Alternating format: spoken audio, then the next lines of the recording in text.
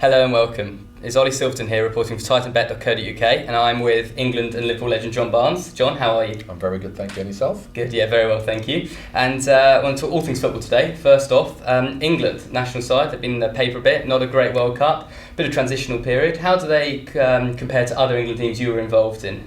Well, I think that this really, the England team I was involved in was a very experienced team. And I'll even compare them to the team of maybe between 5 and 10 years ago when David Beckham, Steven Gerrard were in their pomp.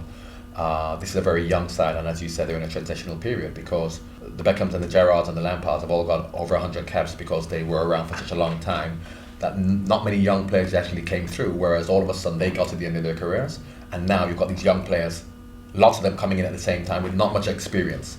So I think if you look at the way international teams are set out, you really want the bulk of your players aged between 23 and 29 with good international experience. We don't have that.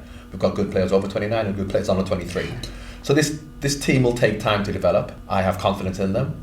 They will be inconsistent because they're young, but I really feel that in the next 2-3 years we can see this team fulfill their potential. Along the way there will be hiccups because they're young, they're inexperienced, so sometimes they'll be brilliant, sometimes they won't.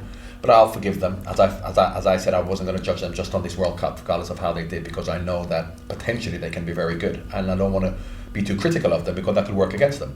So I know that in the next 2 or 3 years they will, maximise their potential. That's all from me, and I want to say a big thank you for John Barnes for joining us, and I hope you enjoy the rest of the season. It's a pleasure.